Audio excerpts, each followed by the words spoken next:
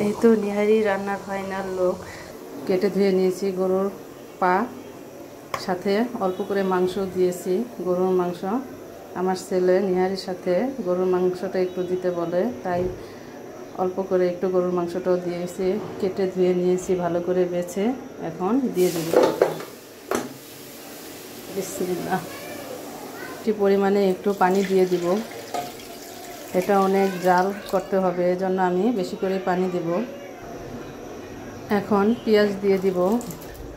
আমি অনেক পরিমাণেই পানি দিয়েছি, এটা অনেক জাল হবে তাই আমি বেশি করে পানি দিয়েছি। সব মশলা নিয়ে নিয়েছি, আদা রসুন, ধনিয়ার গুঁড়া, মরিচের গুঁড়া, হলুদের গুঁড়া, জিরার গুঁড়া আর গরম মশলা। হলুদের গুঁড়াটা একটু সবচেয়ে কম দিছি। এখন আমি দিয়ে দিব সব। এখন এটা জাল পাবে, বেশি করেই জাল দিব। পরিমাণ মতো লবণ দিয়ে দিব।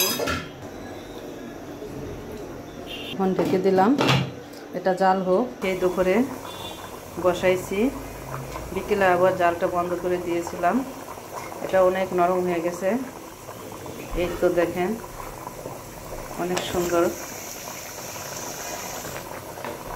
অনেক জাল পাইছে। এখন আর জাল দিতে হবে না। আমি এখন বাগারটা দিলেই নিহারি হয়ে যাবে। বাগারটা বাকি রয়েছে, এখন আমি নামিয়ে বাগারটা দিয়ে নেব। পেঁয়াজটা দিয়ে বাগার দিয়ে নেব। পেঁয়াজটা লাল করে ভেজে তারপর দিয়ে দেব। আমি এই হাড়ের এই মাংসগুলো আস্তে আস্তে রাখি, একবারে গালাই না।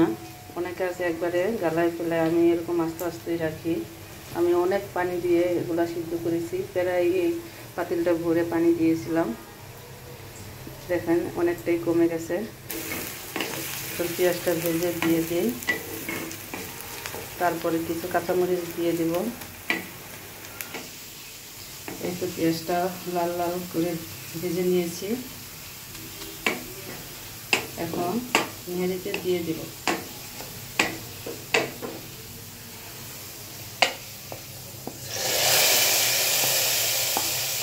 আমি নিহারিটা বসানোর সময় কোনো তেল ব্যবহার করি নাই, এখন এই তেল দিয়ে পেঁয়াজটা বাগার দিলাম। এখন আরেকটু জাল করে নামিয়ে নিব। এই ছোট ছোট কাঁচামরিচ পড়েই গেল হাত থেকে, কাটতে পারলাম না। গ্রামের কাঁচামরিচ, গ্রাম থেকে এই কাঁচামরিচগুলো পাঠাইছিল মা। এগুলো অনেক ঝাল, চিন্তা করলাম একটু নিহারিতে মরিচগুলো দিয়ে দিই। অল্পতেই অনেক ঝাল হয়ে যায়, ঝাল থাকে এই ছোট ছোট মরিচগুলোয়।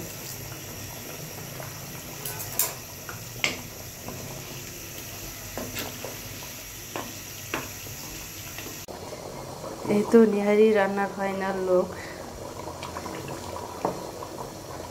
আমি ঝোলটা একবারে পানি পানিও রাখি নাই, পাতলাও রাখি নাই, আবার বেশি ঘনও করি নাই, এরকম ঘনটাই রেখেছি।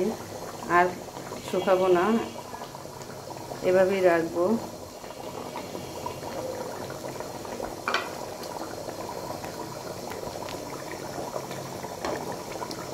ভালো থাকবেন সবাই, আল্লাহ হাফেজ।